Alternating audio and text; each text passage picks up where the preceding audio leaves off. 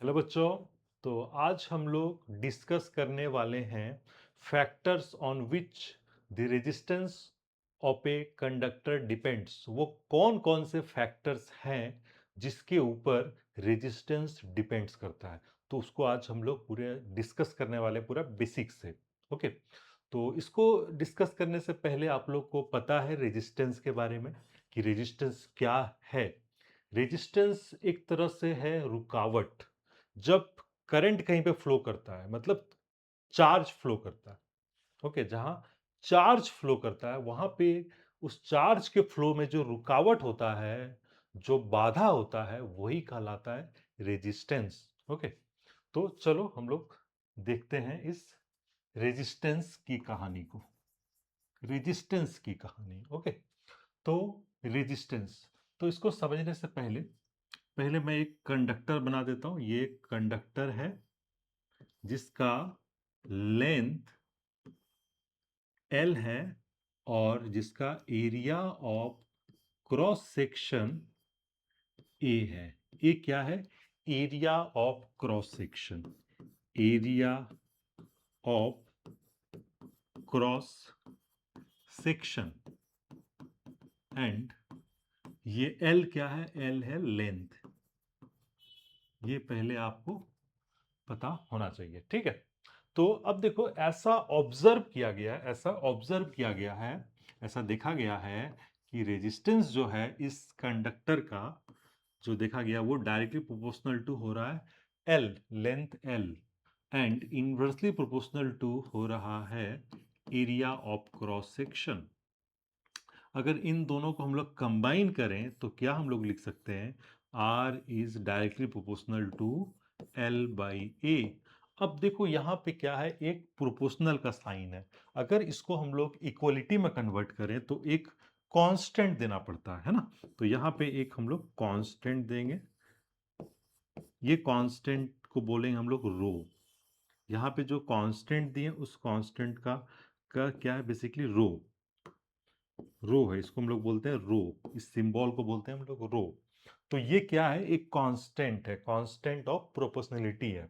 Okay. और इसका नाम है रेजिस्टिविटी। क्या नाम है? रेजिस्टिविटी ऑफ द मटेरियल,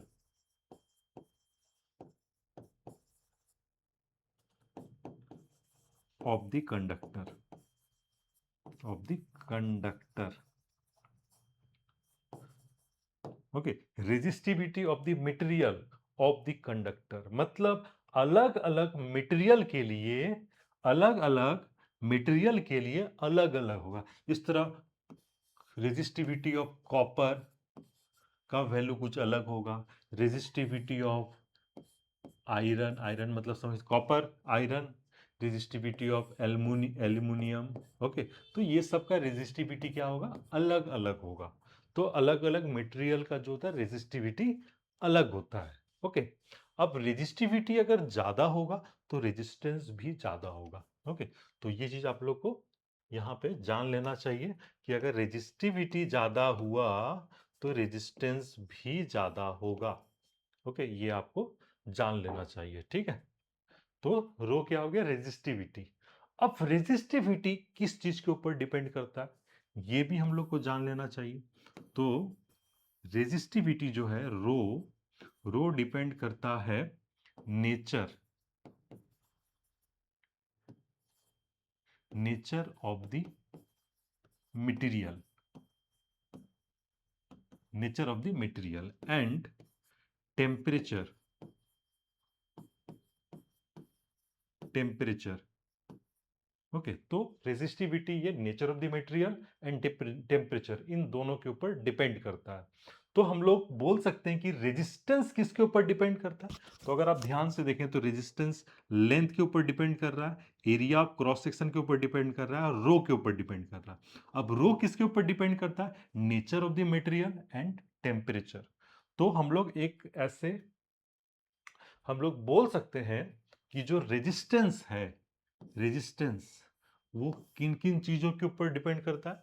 वो डिपेंड करता है, अगर मटेरियल मतलब जो कंडक्टर है उसका देखा जाए तो होगा उसका लेंथ, लेंथ के ऊपर डिपेंड करता है, एरिया ऑफ क्रॉस सेक्शन के ऊपर डिपेंड करता है, एरिया ऑफ क्रॉस सेक्शन के ऊपर डिपेंड करता है, and third nature, nature of the material, इसके ऊपर डिपेंड करता है, और हम लोग बोल सकते हैं टेम्परेचर के ऊपर भी डिपेंड करता है। तो इन चारों के ऊपर बेसिकली रेजिस्टेंस क्या करता है, डिपेंड करता है। इन चारों से ही रेजिस्टेंस कैलकुलेट होता है। अलग अलग टेम्परेचर पे रेजिस्टेंस का वैल्यू अलग अलग होगा, अलग अलग मटेरियल के लिए रेजिस्टेंस का वैल्यू अलग अलग होगा, अलग क्रॉस सेक्शन के लिए अलग होगा, लेंथ अगर चेंज करेंगे तो चेंज हो जाएगा। तो इस तरह से आप बोल सकते हैं कि रेजिस्टेंस ये चार चीज के ऊपर डिपेंड करता है। ठीक है, तो ये क्लियर हो गया। अब हम लोग को जानना चाहिए यूनिट, किसका यूनिट, यूनिट जानना चाहिए था रेजिस्टिविटी का, यूनिट ऑफ रो क्या होगा यूनिट। तो यूनिट कैसे निकालेंगे हम लोग, पहले हम लोग फॉर्मूला को लिख देते हैं। आर इक्वल्स टू क्या है, rho L by A. R का यूनिट होता है ओम, रो को रहने देंगे, लेंथ का यूनिट होता है मीटर, एंड एरिया का यूनिट होता है मीटर स्क्वायर। ओके, तो यहां से 1 मीटर से 1 मीटर कट जाएगा, तो हम लोग लिख पाएंगे ओम मीटर इक्वल्स टू रो। तो रो इक्वल, रो का यूनिट क्या आ गया, ओम मीटर, ओम मीटर। तो ये आपको याद रहना चाहिए। क्या याद रहना चाहिए, यूनिट ऑफ रेजिस्टिविटी क्या होता है, ओम मीटर, ओम मीटर होता है यूनिट ऑफ रेजिस्टिविटी, ये याद होना चाहिए। ओके, ये पता होना चाहिए, और ये चारों फैक्टर्स आपको पता होना चाहिए जिस पे रेजिस्टेंस डिपेंड करता है। ओके, तो ये हो गया। नेक्स्ट, नेक्स्ट हम हमारे पास एक इस तरह का टेबल आपको मिलेगा एनसीईआरटी बुक में, ये टेबल गिवन है। ठीक है, ये टेबल बेसिकली क्या है, इलेक्ट्रिकल रेजिस्टिविटी, रेजिस्टिविटी मतलब rho of some substances at 20 degree Celsius. देखो यहाँ पे टेम्परेचर मेंशन किया गया है, मतलब ये जो वैल्यूज गिवन है रेजिस्टिविटी का, ये बेसिकली 20 डिग्री सेल्सियस के लिए ही वैलिड है। अगर आप टेम्परेचर बढ़ा देंगे या घटा देंगे तो ये वैल्यू भी चेंज हो जाएगा। ओके, एक पर्टिकुलर टेम्परेचर पे ही ये वैल्यू है, मतलब इस टेम्परेचर पे ही ये रेजिस्टिविटी, जिस तरह यहाँ सिल्वर है, सिल्वर का रेजिस्टिविटी 1.60 10⁻⁻6, ये कितना पे होगा, 20 डिग्री सेल्सियस पे ही होगा। ओके, तो यहाँ पे देखो पहले कैटेगरी, पहला हम लोग कंडक्टर एक कैटेगरी बनाए हैं, दूसरा कैटेगरी एलॉयज का बनाए हैं, और तीसरा कैटेगरी बनाए इंसुलेटर्स का। तो अगर आप यहाँ पे देखेंगे कंडक्टर्स के अंडर में क्या क्या, सिल्वर, कॉपर, एल्यूमिनियम, टंगस्टन, निकल, आयरन, क्रोमियम, मरकरी, मैंगनीज, ये किसके अंडर में, कंडक्टर्स के अंडर में। अब यहाँ पे हमारे पास है एलॉयज, एलॉयज के अंडर में क्या क्या है, कॉन्स्टेंटेन, ये एक हो गया जो कि है एलॉय ऑफ कॉपर एंड निकल। उसके बाद क्या है, मैगनीन, मैंगानीन। ओके, मैंगानीन ये क्या है, alloy of copper, manganese and निकल। फिर हमारे पास क्या है, नाइक्रोम, ये एलॉय ऑफ निकल, क्रोमियम, मैंगनीज एंड आयरन, इसका एलॉय है। ठीक है, फिर हमारे पास इंसुलेटर्स में क्या क्या है, glass, hard rubber, ebonite, diamond, paper. तो ये सब हमारे पास क्या है, मटेरियल है। ठीक है, तो इसमें सबसे सबसे जो कम रेजिस्टिविटी वो है सिल्वर का, सिल्वर का रेजिस्टिविटी सबसे कम है।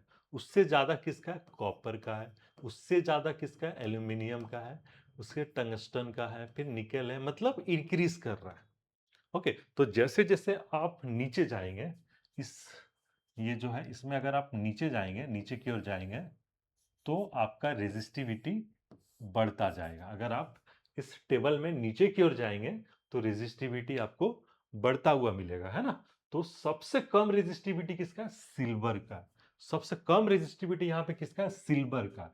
तो सिल्वर जो होगा वो हमारा होगा बेटर कंडक्टर, जिसका रेजिस्टिविटी कम होता है वो हो जाता है गुड कंडक्टर। वो क्या हो जाता है? Good conductor. ओके, अगर रेजिस्टिविटी कम है, जिसका सबसे कम है वो हो जाएगा हमारा, यहाँ पे सबसे कम किसका? सिल्वर का। तो सिल्वर जो होगा वो हो जाएगा बेटर कंडक्टर, सबसे अच्छा कंडक्टर। यहाँ पे जितने भी कंडक्टर्स हैं, silver, copper, aluminium, tungsten, nickel, iron, chromium, mercury, manganese, इन सब में सबसे अच्छा जो कंडक्टर है वो सिल्वर का है। उसके बाद आता है कॉपर का, आता है उसके बाद आता है एल्युमिनियम आता है। तो इस तरह से चलता जाएगा। और जैसे जैसे हम लोग नीचे जाएंगे, फिर एलॉयस का जो है थोड़ा बढ़ जाएगा रेजिस्टिविटी। थोड़ा देखो, यहाँ 10⁻⁻6 है, फिर ये -6 में है, लेकिन ये वैल्यू देखो बढ़ गया। ये कितना हो गया? 49। ओके, और इसका कितना है? 44। इसका कितना? 100 है ना। तो इस तरह से है। तो ये हो गया हमारा रेजिस्टिविटी, मतलब बहुत सारे कंडक्टर्स, एलॉयज और इंसुलेटर का। यहां पे जो सबसे इंपॉर्टेंट बात आपको दिमाग में रखना है वो याद रखना है रेंज। क्या याद रखना? रेंज। अगर हम लोग रेंज देखें, ठीक है, अगर हम लोग रेंज देखें, range, range of rho, range of rho conductor, और हम लोग कंडक्टर और एलॉयज के लिए एक साथ लिखते हैं। Okay, conductor and for conductor, for conductors and alloys. ठीक है, इसके लिए क्या होगा? इसके लिए जो रेंज होगा वो होगा 10⁻⁻8 से 10⁻⁻6 तक जाएगा। किस यूनिट? ओम मीटर में। ओके, ये हमारा रेंज जाएगा। ठीक है, and for insulator, for insulator, insulators, इसके लिए रेंज क्या होगा? 10⁻10, 10⁻10 मिनिमम वैल्यू है और मैक्सिमम वैल्यू 10⁻17 है।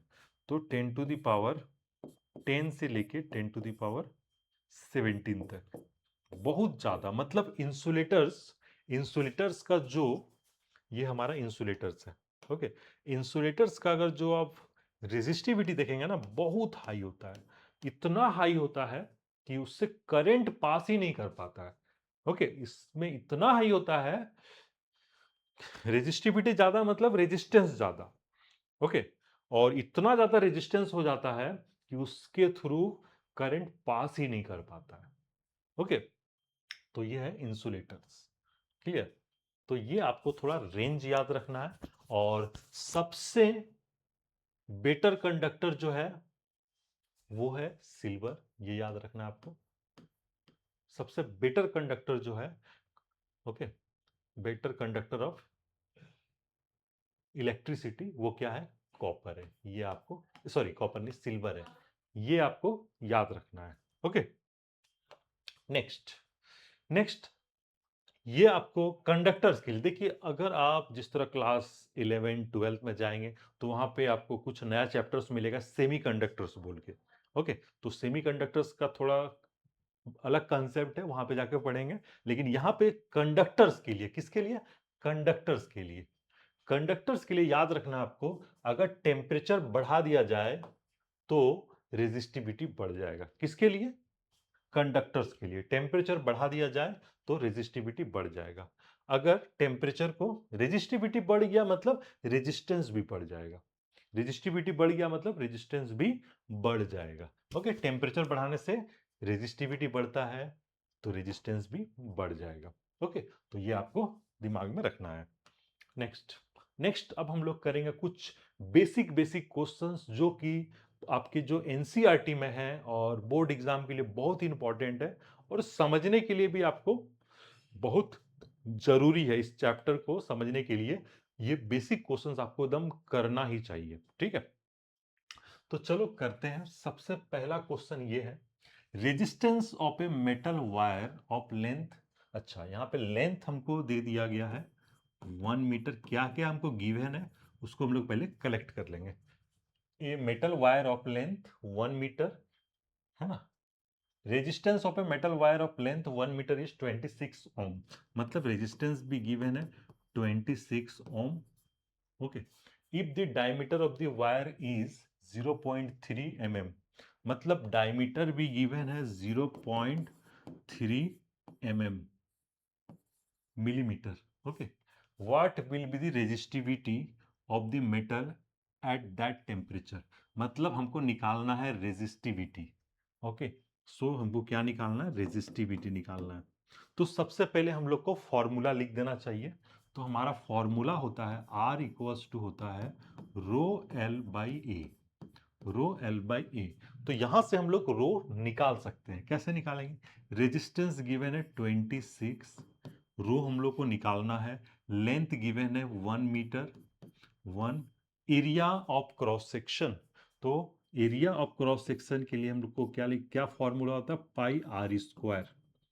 तो रेडियस चाहिए, अब हम लोग यहां से निकालेंगे डायमीटर से रेडियस, तो रेडियस कितना होगा, डायमीटर का आधा 0.3/2 mm, मिलीमीटर में है, इसको मीटर में कन्वर्ट करना पड़ेगा। तो आर इक्वल्स टू हो जाएगा 0.3/2 इंटू 10⁻³ मिलीमीटर, मीटर होगा। Okay, 10⁻³ metre. तो पॉइंट को हटा देते हैं एक यहाँ से, तो इस पॉइंट को अगर हटा दें तो यहाँ पे एक 10 देना पड़ेगा, तो ये हो जाएगा 3/2 इंटू 10⁻⁴ मीटर। तो चलो यहाँ पे पुट कर देते हैं फटाफट, रो बाई 3.14 पाई का वैल्यू, एंड रेडियस, रेडियस कितना 3/2 इंटू 10⁻⁴ इसका स्क्वायर। ओके, तो 26 इधर, अब देखो ये 26 को रहने देते हैं, रो ये 2 का स्क्वायर हो जाएगा 4, 4 ऊपर चला जाएगा, बाई 3.14 इंटू 3 का स्क्वायर 9 एंड 10⁻⁻8 हो जाएगा ये। क्लियर, अब हम लोग यहाँ पे कटा सकते हैं, 2 से कटाएंगे तो ये 2 बार में कटेगा, ये 13 बार में कटेगा, फिर 2 से कटाएंगे ये कटेगा 1.57 बार में। ओके, तो फिर अब हमारा रो क्या आ जाएगा, पहले क्रॉस मल्टीप्लाई के इसको कर लेते हैं, 13 into 1.57 into 9 into 10⁻⁻8 equals to rho, equals to rho. So इसको अब हम लोग को मल्टीप्लाई करना पड़ेगा, तो इसको हम लोग कर लेते हैं, 13 इंटू 9, 13 इंटू 9 कितना हो जाएगा, 117, 117 इंटू 1.57 इंटू 10⁻⁻8। अब देखो इन दोनों को मल्टीप्लाई करना पड़ेगा, है ना, तो चलो यहाँ पे कर लेते हैं, 157 1.57 इंटू 117, 7×7 = 49, 49 के 9 हाथ में 4, 7 × 5 = 35, 35 4 39, 39 के 9 हाथ में 3, 7 × 7, 7 3 10 इंटू 1 से 751, 751, सो 9 9 7 16, 16 के 6 हाथ में 1, 1 1 1 7 1 8, 8 5 13, 13 के 3 हाथ में 1 1, 5 2 7 1 8 1, सो कितना आ गया 183.69। ओके, तो यहां से हम लोगों का रो का वैल्यू क्या आ जाएगा, रो का वैल्यू आ जाएगा 183.69 इंटू 10⁻⁻8 ओम मीटर। ओके, इसको हम लोग लिख सकते हैं 1.8369 इंटू 10⁻⁻6 ओम मीटर। देखो यहाँ पे हम लोग 10⁻⁻8 से 10⁻⁻6 कर दिए, तो ये पॉइंट इधर शिफ्ट हो गया, है ना, तो कितना कितना शिफ्ट हुआ, 2 डिजिट, 3 और 8 किधर आ गया, और इसका ये वैल्यू जो है अप्रोक्सीमेटली हम लोग लिख सकते हैं 1.84, यहाँ पे राउंड अप कर दिए। ठीक है, तो इंटू 10⁻⁻6 ओम मीटर, ये आ गया हमारा रो का वैल्यू। तो हमारा ये आंसर होगा, ये क्या होगा, आंसर होगा। So what will be the resistivity of the metal at that temperature. तो रेजिस्टिविटी निकल गया, यहां तक क्लियर है। अब क्या बोल रहा है, using table predict the material of the wire. आपको एक टेबल बुक में भी गिवन है, मैं यहाँ पे आपको टेबल दिखा देता हूँ, और आपको प्रिडिक्ट करना है कि वो कौन सा मटेरियल है, वायर में कौन सा मटेरियल है। तो हम लोग का रेजिस्टिविटी कितना आ गया, 1.84 इंटू 10⁻⁶। तो ये टेबल है, और हम लोग का रेजिस्टिविटी क्या आया, हम लोग का रेजिस्टिविटी आया है 1.84 इंटू 10⁻⁻6 ओम मीटर। तो अगर हम लोग ध्यान से यहाँ पे चेक करें तो किसके संग मैच करेगा, ये मैच नहीं किया, नहीं किया, नहीं किया, नहीं किया, नहीं किया, नहीं किया, नहीं किया, ये कर गया मैच। 1.84 10⁻⁻6, यानी कि उस वायर में जो मटेरियल है वो है मैंगनीज है। क्या है, मैंगनीज। कौन सा मटेरियल है यहाँ पे हम लोग लिखेंगे मैंगनीज है। क्या है, मैंगनीज। ओके, ये मटेरियल यहाँ पे इस वायर में यूज किया गया है। ओके, तो इस तरह से हम लोग को इस क्वेश्चन को सॉल्व करना है। ठीक है, बहुत ही सिंपल सरल है, थोड़ा कैलकुलेशन है, आप लोग खुद से करो, लेकिन तभी आप लोगों का कैलकुलेशन भी स्ट्रांग होगा। ओके, तो नेक्स्ट क्वेश्चन की ओर चलते हैं हम लोग। ये है नेक्स्ट क्वेश्चन। क्वेश्चन क्या बोल रहा है वो पहले समझ लेते हैं। A wire of given material having length L. अच्छा, लेंथ हमको क्या दे दिया गया, लेंथ हमको एल दे दिया गया, and area of cross section A, area of cross section A has a resistance of 4 ओम। अच्छा, इसका रेजिस्टेंस गिवन है 4 ओम, बहुत अच्छा। What would be the resistance of another wire of the same material, same material. अच्छा, इसका resistivity मान लेते हैं रो है, ये हम लोग मान लिए हैं, ये गिवन नहीं है। ओके, इसको हम लोग माने हैं। ओके, याद रखना, ये हम लोग माने हैं। What would be the resistance of another wire, दूसरा वायर का, of the same material having length. अच्छा, यहाँ पे हम लोग लेंथ पकड़ ले रहे हैं, एक दूसरा वायर है, यहाँ पे एक दूसरा वायर है, यहाँ पे एक ये वायर था। ओके, यहाँ पे एक दूसरा वायर है जिसका लेंथ है L/2, मतलब लेंथ आधा कर दिया। सो यहाँ पे हम लोग लेंथ क्या है, L/2 है। ओके, लेंथ कितना है, L/2 है। तो यहाँ पे हम लोग लेंथ को किससे डिनोट करेंगे, L प्राइम से डिनोट करते हैं। And area of cross section 2A, area of cross section A dash A prime, A prime हम लोग पकड़ लेते हैं 2A। तो इसका रेजिस्टिविटी रो ही होगा। इसका रेजिस्टेंस हम लोग पकड़ लेते हैं, रेजिस्टेंस हम लोग पकड़ लेते हैं आर प्राइम। क्या पकड़ लेते हैं, आर प्राइम। तो क्या होगा, आर प्राइम निकालना है, तो आर प्राइम इक्वल हम लोग लिख सकते हैं rho L prime by A prime. Okay, तो एल प्राइम का वैल्यू हम लोग को पता है, क्या पता है, L/2, एंड ए प्राइम का वैल्यू भी पता है 2A। तो ये कितना हो जाएगा, ये हो जाएगा आर प्राइम इक्वल्स टू हम लोग लिखेंगे रो एल, और ये 2 नीचे चला जाएगा, तो कितना हो जाएगा 4A।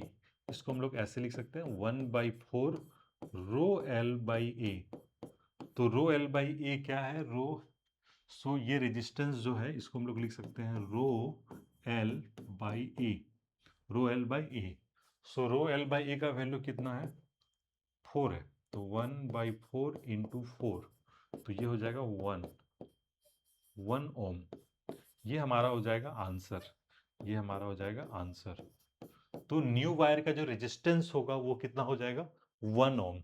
सो मैं एक बार फिर से इसको एक बार एक्सप्लेन कर देता हूं। पहले आपका एक वायर है जिसका लेंथ L है, area of cross section A है, रेजिस्टेंस 4 है, और रेजिस्टिविटी रो है, मान लेते हैं हम लोग, रेजिस्टिविटी को माना गया। ओके, हम लोग माने। अब बोलता है कि एक दूसरा वायर है, कोई एक दूसरा वायर है जिसको क्या कर दिया गया, छोटा कर दिया गया है ना, मतलब छोटा और मोटा। देखो ये हो गया मोटा और ये हो गया छोटा। ओके, छोटा एंड मोटा, छोटा हो गया एल लेंथ, ये हो गया एल बाई टू, तो छोटा।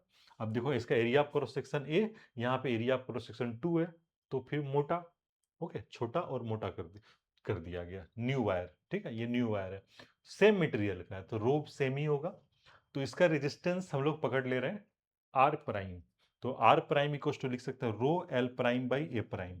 सो एल प्राइम मतलब लेंथ कितना है, L by two, L by two put कर दिए, ए प्राइम मतलब 2 है, सो ये 2 नीचे चला जाएगा, तो ये कितना हो जाएगा, rho L by 4 A.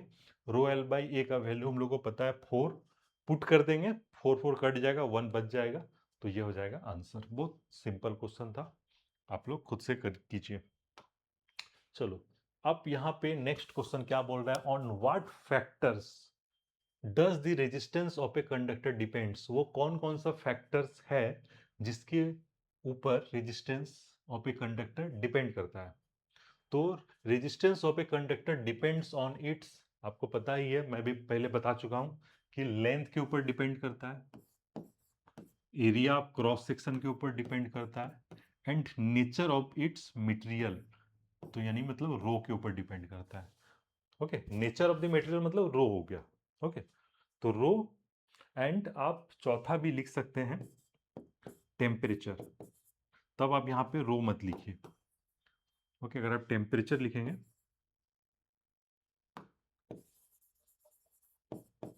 Temperature, okay, तो ये 4 फैक्टर है जिसके ऊपर रेजिस्टेंस डिपेंड करता है। Okay, length, area of cross section, nature of its material, किस तरह का मटेरियल से बना है, उसके अंदर में किस तरह का मतलब क्या बोल सकते हैं एटम का स्ट्रक्चर है। ओके, एंड टेम्परेचर, ये 4 फैक्टर है। आप 3 भी लिखेंगे तो कोई दिक्कत नहीं है, लेंथ भी लिख दीजिए, एरिया ऑफ क्रॉस सेक्शन लिख दीजिए, और नेचर ऑफ इट्स मटेरियल भी लिख दीजिए, कोई काटेगा नहीं आपका आंसर। ठीक है, और आप टेम्परेचर भी लिखेंगे तो कोई काटने वाला नहीं है। ठीक है, तो ये हो गया आंसर।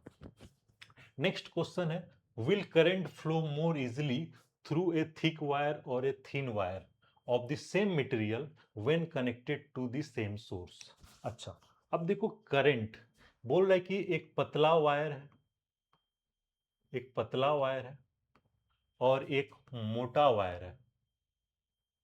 ओके, और लेंथ के बारे में कुछ बोला नहीं है, तो लेंथ को हम लोग कांस्टेंट मान के ही चलेंगे।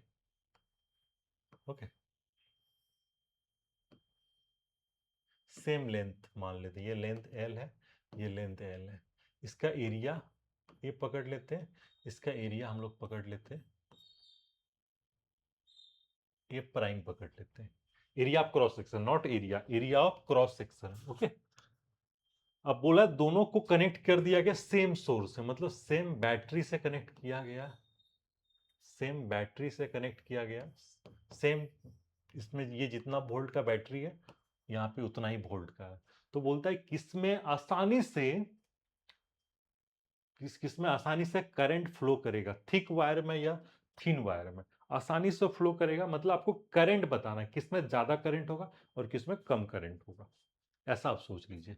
तो करंट का हमारा फॉर्मूला होता है I equals to V by R, भी दोनों में सेम है।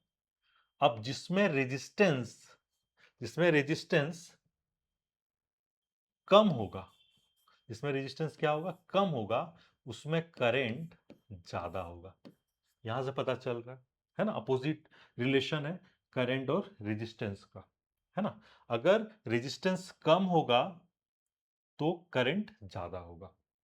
ओके, तो आपको पता करना है कि मोटा वायर या पतला वायर, दोनों वायर में से किस वायर का रेजिस्टेंस कम है।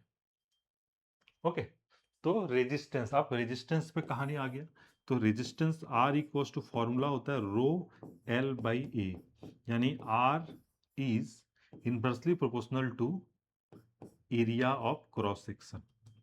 ओके, तो किसका होगा, थिक वायर, थिक वायर जो होता है, थिक वायर मतलब मोटा वायर, उस वायर का एरिया ऑफ क्रॉस सेक्शन क्या होगा, ज्यादा होगा, एरिया ऑफ क्रॉस सेक्शन क्या होगा थिक वायर का, ज्यादा होगा, तो रेजिस्टेंस कम होगा, रेजिस्टेंस कम होगा। मतलब यहां से हम लोग लिख सकते हैं, क्या लिख सकते हैं, रेजिस्टेंस ऑफ थिक वायर ये एरिया क्या है, ज्यादा है, तो रेजिस्टेंस कम होगा। तो रेजिस्टेंस ऑफ थिक वायर जो होगा वो होगा less than the resistance of thin wire, उसका थिन वायर का। ओके, तो अगर इसमें रेजिस्टेंस थिक में कम है तो करंट ज्यादा होगा, इस रिलेशन से। ओके, इस रिलेशन से हम लोग बोल पाएंगे कि रेजिस्टेंस क्या है थिक वायर का कम है, तो इसके वजह से करंट क्या होगा, ज्यादा होगा, मतलब मोर इजिली फ्लो करेगा करंट, किसमें, थिक वायर में। तो इसका जो आंसर होगा, a thick wire will allow current to flow more easily. मतलब आपको ये चीज दिमाग में रखना है, थिक वायर, इसका आंसर क्या होगा, थिक वायर। थिक वायर मतलब मोटा वायर में जो करंट होगा मोर इजिली, बहुत आसानी से फ्लो करेगा, है ना, then a thin wire of same material when connected to the same source. Okay, इसके पीछे रीजन क्या लिखेंगे, resistance of a wire is inversely proportional to its area of cross section. मतलब हम पूरा पूरी क्या किया, इस स्टेटमेंट को, इस स्टेट ये जो देख रहे हैं ना, इसी को हम लोग यहाँ पे लिख दिए हैं कि रेजिस्टेंस जो है वो, रेजिस्टेंस जो है वो इनवर्सली प्रोपोर्शनल, कैसा, inversely proportional to its area of cross section, area of cross section होता है। A thick wire has large area of cross section, thick wire का जो एरिया ऑफ क्रॉस सेक्शन है वो क्या होता है, लार्ज होता है, ज्यादा होता है, तो रेजिस्टेंस कम हो जाएगा।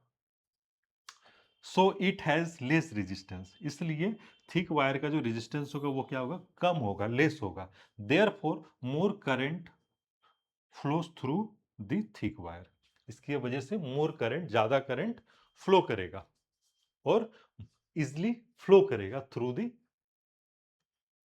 Thick wire. तो इस तरह से आपको आंसर लिखना है, ये इस तरह से एक्सप्लेनेशन आप साइड में कर सकते हैं या यहां पे थोड़ा दिखा भी सकते हैं, कोई दिक्कत नहीं है। ठीक है, नेक्स्ट क्वेश्चन क्या है, why are coils of electric toaster and electric irons made of an alloy rather than a pure metal. हम लोग जब भी आप देखेंगे कि इलेक्ट्रिक टोस्टर, जो इलेक्ट्रिक टोस्टर आप लोगों को पता होना चाहिए क्या होता है, जिस तरह ब्रेड वगैरह देखते नहीं आप, जो सेकता है, थोड़ा गर्म करता है, उसी को बोलते हैं इलेक्ट्रिक टोस्टर। ठीक है, जिसमें आप ब्रेड वगैरह गर्म किया जाता है थोड़ा, है ना, तो उसी को बोलते हैं इलेक्ट्रिक टोस्टर। ठीक है, एंड इलेक्ट्रिक आयरन्स आप लोगों को पता है। ठीक है, तो वो उसका जो अंदर में जो कॉइल्स होता है, वो कॉइल्स किस चीज का बना होता है, एलॉय का बना हुआ होता है, एलॉय का बना हुआ होता है, प्योर मेटल का बना हुआ नहीं होता है। क्यों नहीं होता है ये पूछा गया। तो इसका आंसर देने के लिए आपको मैं 3 पॉइंट्स आपको याद रखना है। फर्स्ट आपको याद रखना है, एलॉयज हैव हायर रेजिस्टिविटी, कि रेजिस्टिविटी क्या होता है, एलॉय का जो होता है रेजिस्टिविटी हाई होता है। रेजिस्टिविटी हाई होने से क्या होगा, सेम करंट में ज्यादा हीट प्रोड्यूस करेगा। तो ये चीज मैं आपको थोड़ा सा बोल देता हूं कि अगर आई क्या है, सेम है, आई क्या है, सेम है, आई को अगर कांस्टेंट रखा जाए, और कांस्टेंट लिख देते हैं, आई को अगर कांस्टेंट रखा जाए सेम करंट में, जहां पे रेजिस्टेंस ज्यादा होगा, जहां पे रेजिस्टेंस ज्यादा होगा वहां पे हीट ज्यादा प्रोड्यूस होगा। ये चीज आपको याद रखना है।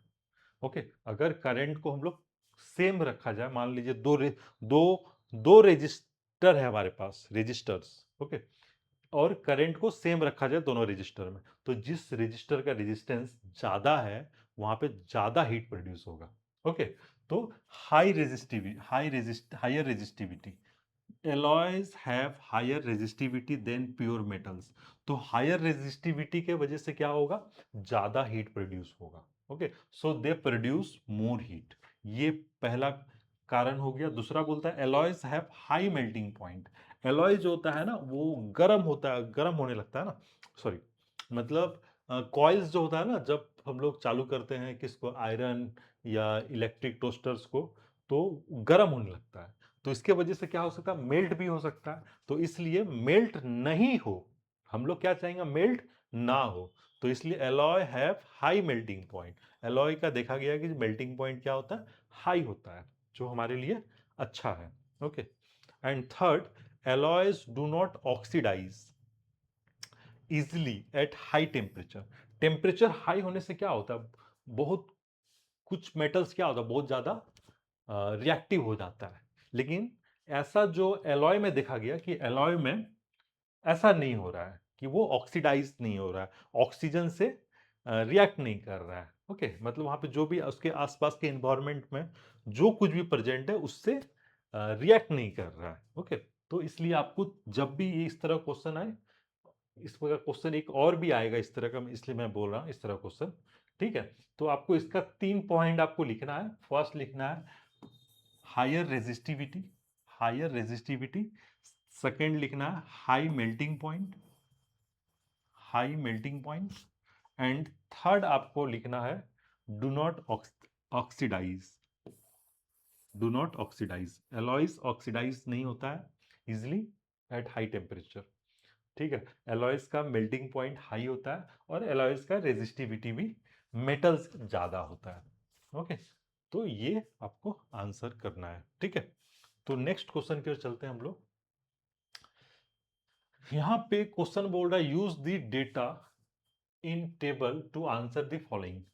सो फर्स्ट क्वेश्चन क्या बोल रहा है, which among iron and mercury. So iron, ये हमारा आयरन हो गया और हमारा ये मरकरी हो गया। Okay, mercury is a better conductor. इन दोनों में कौन बेटर कंडक्टर है? अगर रेजिस्टिविटी देखा जाए तो इसका रेजिस्टिविटी आयरन का क्या है, 10 × 10⁻⁻8। एंड मरकरी का क्या है, 94 × 10⁻⁻8। यानी किसका रेजिस्टिविटी, कंडक्टर पूछा ना, किसका रेजिस्टिविटी कम है? जिसका रेजिस्टिविटी कम होगा, जिसका रेजिस्टिविटी, ये नंबर, रेजिस्टिविटी लो होने से जो उसका कंडक्टिविटी अच्छा होता है, मतलब अच्छा कंडक्टर होता है। जिसका रेजिस्टिविटी कम होता है वो गुड कंडक्टर होता है। वो क्या होता है, गुड कंडक्टर होता है। ओके, ये आपको याद रखना, जिसका रेजिस्टिविटी कम होता है वो गुड कंडक्टर्स होता है। तो अगर हम लोग दो यहां पे ले लें, दो कंडक्टर्स ले लें, आयरन और मरकरी, इन दोनों का कंपैरिजन करें तो आयरन का रेजिस्टिविटी कम है, तो ये हमारा होगा, आयरन जो होगा वो होगा बेटर कंडक्टर। ओके, तो फर्स्ट का जो हम लोग आंसर लिखेंगे कुछ ऐसे लिखेंगे, ऐसे लिखेंगे। क्या लिखेंगे, which among iron and mercury is a better conductor. So iron is a better conductor, better conductor. इसका आंसर ऐसे करना है। ठीक है, क्यों कि रेसिस्टिविटी कम होने से जितना कम होगा वो उतना अच्छा कंडक्टर होगा। ओके, ठीक है। अब पूछा which material is the best conductor, which material is the best best conductor. Conductor बोला गया, बेस्ट कंडक्टर, सबसे बेस्ट कंडक्टर कौन है? जिसका रेजिस्टिविटी कम है, जिसका रेजिस्टिविटी कम है। तो ध्यान से देखें, सिल्वर, सिल्वर का रेजिस्टिविटी सबसे कम है। सिल्वर का जो रेजिस्टिविटी है वो क्या है, सबसे कम है। तो इसके वजह से, इसके वजह से क्या होगा, इसका जो आंसर होगा सिल्वर होगा। Silver is the best conductor. Okay, silver is the best conductor, ये आंसर हो जाएगा। ओके, सो नेक्स्ट क्वेश्चन की ओर चलते हैं हम लोग। नेक्स्ट क्वेश्चन एक न्यूमेरिकल्स है। A copper wire has a diameter of 0.5 mm and resistivity 1.6 into 10 to the power minus 8 ohm meter. What will be the length of this wire? What will be the length of this wire to make its resistance 10 ohm? मतलब देखो यहां पे आपको क्या निकालना, length निकालना है। R equals to rho L by A formula होता है, रेजिस्टेंस गिवन है, एरिया ऑफ क्रॉस सेक्शन निकाल लेंगे हम लोग, रेजिस्टिविटी भी निकाल लेंगे। सो यहां से L equals to question mark है, आप लोग को निकालना है। और हम लोग लास्ट क्लास में इस क्वेश्चन को सॉल्व भी किए हैं। और अभी जो है हम लोग इस क्वेश्चन का जो सेकेंड पार्ट है, सेकेंड पार्ट है मतलब ये वाला पार्ट है, अभी हम लोग इसका आंसर निकालने वाले हैं। आप लोग फर्स्ट पार्ट का आंसर खुद से करना आप लोगों को। अगर आप लोग को करने में कुछ प्रॉब्लम हो, समस्या हो, तो आप लास्ट क्लास में हम जहां सॉल्व किए वहां पे आप जाके देख सकते हैं। ठीक है, तो बोलते हैं how much does the resistance change if the diameter is double. अगर बोलता है कि डायमीटर को डबल कर दिया जाए तो रेजिस्टेंस में क्या चेंज होगा, है ना। सो पहले रेजिस्टेंस आर था, पहले रेजिस्टेंस आर था, ओके। और आर इक्वल टू फॉर्मूला लिख देते हैं रो एल बाई ए। अब क्या बोला गया, एरिया, ठीक है, एरिया को चेंज कर दिया गया। सो फाइनल रेजिस्टेंस हम लोग पकड़ लेते हैं R prime equal to rho L, और एरिया को क्या कर दिया गया, चेंज कर दिया गया, area of cross section. So इसको डायमीटर में कर देते हैं कन्वर्ट। एरिया का फॉर्मूला होता है पाई आर स्क्वायर, और पाई रेडियस को लिख सकते हैं डी बाई टू, मतलब हो जाएगा pi D square by four. मतलब यहाँ पे लोग लिख सकते हैं rho L by pi D square by four, मतलब हो जाएगा रो एल, और इसको ऐसे लिख देते हैं four rho L by pi D square, okay. तो ये हमारा एरिया क्या हो जाएगा, एरिया ए प्राइम, इसको लिखेंगे हम लोग रो एल पाई डी, इसका डायमीटर है ना, डायमीटर क्या कर दिया, डबल कर दिया गया। तो इसको हम लोग यहाँ पे पुट कर देते हैं 2d का स्क्वायर बाई फोर। तो ये कितना आ जाएगा, ये फोर से फोर कैंसिल हो जाएगा, टू का स्क्वायर फोर, मतलब फोर ऊपर को पे लिख देते हैं rho L by pi, two का square four, four D square. So क्या हो जाएगा, फोर से four cancel, rho L by pi D square, okay. तो हम लोग आप इसको इक्वेशन नंबर वन, इसको इक्वेशन नंबर टू, ओके। तो अब डिवाइड कर देते हैं, टू डिवाइडेड बाई वन क्या मिलेगा, R prime by R, okay. तो देखो यहाँ पे रो एल कैंसिल हो जाएगा, पाई डी स्क्वायर भी कैंसिल हो जाएगा, तो ऊपर में वन और नीचे में बचेगा ये फोर, ओके। चलो मैं थोड़ा पूरा ही कर देता हूँ। आर प्राइम क्या होगा, rho L by pi D square whole divided by four rho L by pi D square. तो ये पूरा का पूरा, ये पूरा का पूरा पाई एल कट गया, सॉरी रो एल कट गया, पाई डी स्क्वायर भी कट गया, फोर मतलब वन बाई फोर बच गया। तो यहाँ से हमारा क्या आएगा, आर प्राइम इक्वल टू आ जाएगा आर बाई फोर। मतलब हम लोग बोल सकते हैं कि जो रेजिस्टेंस होगा वो कितना हो जाएगा, वन फोर्थ हो जाएगा ओरिजिनल रेजिस्टेंस का, okay. So the new resistance और resistance, the resistance becomes, the resistance becomes one fourth of the original resistance. Original resistance का क्या हो जाएगा, वन फोर्थ हो जाएगा, ठीक है। तो इस तरह से इसको सॉल्व करना है। फर्स्ट पार्ट आप लोग खुद से करो, नहीं तो लास्ट क्लास में करा है वहां से देख लो, ठीक है। नेक्स्ट, नेक्स्ट क्वेश्चन क्या बोलता है, why is the tungsten used almost exclusively for filament, almost, why is the tungsten used almost exclusively for filament of electric lamps, okay. आप देखोगे कि जितने भी इलेक्ट्रिक लैंप्स है उसमें से मैक्सिमम, ज्यादातर, ओके, लैंप्स में हम लोग जो फिलामेंट है, फिलामेंट के लिए टंगस्टन का यूज करते हैं। टंगस्टन क्या होता है आप बोलोगे, देखो टंगस्टन क्या होता है दिखा रहे हैं यहाँ पे तुम लोग, देखो यहाँ पे कंडक्टर्स में टंगस्टन लिखा हुआ है, सो टंगस्टन, है ना। तो ये कोई एलॉय नहीं है, बहुत कोई समझता है कि टंगस्टन एक एलॉय है, एलॉय नहीं है, ओके। तो हमारा क्वेश्चन क्या था यहाँ पे, हाँ, तो ये एक मेटल है ना। Why is the tungsten used almost exclusively for filament of electric lamps? Tungsten is used for the filament of electric lamps because it has very high melting point.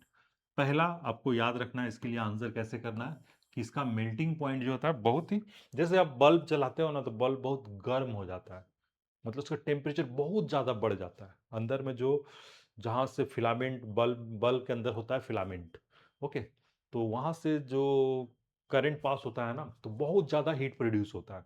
Heat produce की वजह से वो light भी क्या करने लगता है, produce करने लगता है।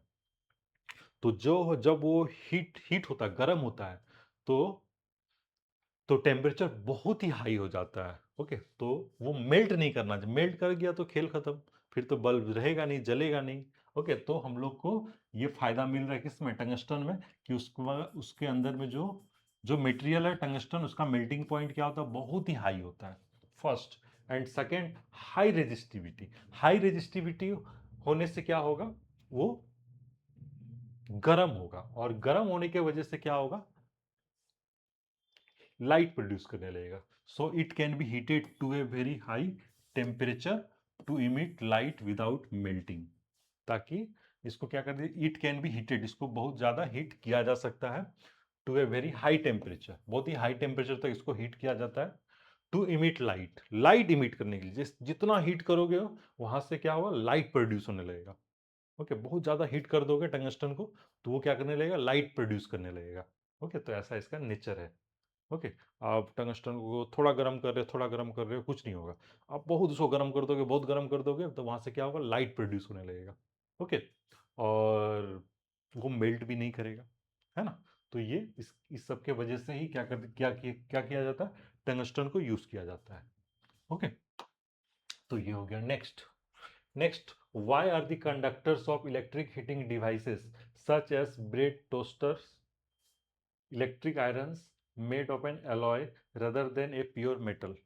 ओके, प्योर मेटल का ना बना के किसका बना होता है, एलॉय का बना हुआ होता है, किस, conductors of electric heating devices. Conductor मतलब वो अंदर का कॉइल का बात कर रहा है, ओके। द कंडक्टर्स, जब कॉइल की जगह सिर्फ कंडक्टर्स लिख दो, और क्या इस फॉर्म, यही वही आंसर होगा जो पहले हम लोग आंसर किए थे, उसी उसी तरह का ये आंसर, एकदम सेम आंसर है, ठीक है। तो वाई आर द कंडक्टर्स, ये कंडक्टर्स वर्ड यूज किया, तुम भी कंडक्टर वर्ड्स यूज कर दो। The conductor of the electric toaster and electric irons are made of an alloy rather than a pure metal, because, देखो यहाँ फर्स्ट आंसर क्या है, हाई रेजिस्टिविटी। रेजिस्टिविटी हाई होता है एलॉय का, किससे, प्योर मेटल से ज्यादा होता है। सेकंड, क्या, high melting point. High melting point, ये सब वर्ड देख के ही आपको मार्क्स मिल जाएगा। एंड थर्ड आपको, डू नॉट ऑक्सीडाइज। ये तीन चीज आपको याद रखना है। फर्स्ट, हाई रेजिस्टिविटी होता है, और हायर होता है किससे, प्योर मेटल से ज्यादा होता है, मेल्टिंग, और मेल्टिंग पॉइंट भी क्या है, हाई होता है। एंड सेकेंड, ये इजिली ऑक्सीडाइज नहीं होता है एट हाई टेम्परेचर। तो ये आपको याद रखना है। नेक्स्ट क्वेश्चन की ओर चलते हैं हम लोग। नेक्स्ट क्वेश्चन है, how does the resistance of a wire very with its area of cross section? बोल रहा है कि रेजिस्टेंस कैसे वेरी करता है, कैसे उसका रिलेशन है एरिया ऑफ क्रॉस सेक्शन के साथ, तो इनवर्सली प्रोपोर्शनल होता है, ये आपको याद रखना है। और पहले भी मैंने आपको बताया है कि the resistance of a wire is inversely proportional to its area of cross section. ये फॉर्मूला पता है, R equals to rho L by A. तो यहां से हम लोग लिख सकते हैं R is inversely proportional to A. तो यही चीज मैंने यहाँ पे लिखा है, यही क्वेश्चन में पूछा है कि कैसे वेरी करता है। तो एरिया ऑफ क्रॉस सेक्शन अगर बढ़ेगा तो रेजिस्टेंस घट जाएगा, अगर एरिया ऑफ क्रॉस सेक्शन घटता है तो रेजिस्टेंस बढ़ जाएगा। ये आपको लिखना है, ओके। और इतना आप लिख दीजिए, कोई दिक्कत नहीं है, ठीक है, क्लियर। तो नेक्स्ट क्वेश्चन की ओर चलते हैं। नेक्स्ट क्वेश्चन है कि why are copper and aluminum wires usually employed for electricity transmission? आप देखोगे बहुत दूर तक आपको इलेक्ट्रिसिटी लेके जाना है, सपोज यहाँ से 10 किलोमीटर 20 किलोमीटर दूर लेके जाना है, तो अब जो वायर यूज किया जाता है ना पोल में, एक पोल से दूसरा पोल, है ना, इसको बोलते हैं हम लोग ट्रांसमिशन वायर, है ना। ठीक है, तो उसमें हम लोग बेसिकली क्या यूज करते हैं, कॉपर यूज करते हैं और एल्यूमिनियम यूज करते हैं, एल्यूमिनियम। तो इसका क्या कारण है?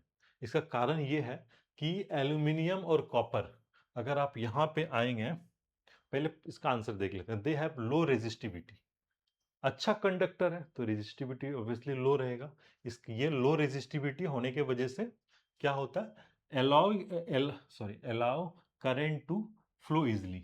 ओके, इसका रेजिस्टिविटी बहुत लो होता है, इसके वजह से ये करंट को इजिली फ्लो करने देता है ना। ठीक है, allow current to easily flow easily. Okay, second, less energy is lost as a heat during transmission. जब करंट जाता है तो इसका तो रेजिस्टेंस कम है, रेजिस्टेंस कम है, रेजिस्टिविटी लो का मतलब रेजिस्टेंस कम। रेजिस्टेंस कम होगा तो हीट कम प्रोड्यूस होगा, हीट कम प्रोड्यूस होगा तो लेस एनर्जी लॉस होगा। Okay, less energy is lost, come energy का लॉस होगा। तो ये याद याद रखना है। थर्ड, आपको पूछा गया दे आर लेस एक्सपेंसिव। ये बहुत ही मतलब कम एक्सपेंसिव है। ओके, इस तरह आपको देखोगे, अगर यहाँ पे आप देखोगे, कहाँ गया,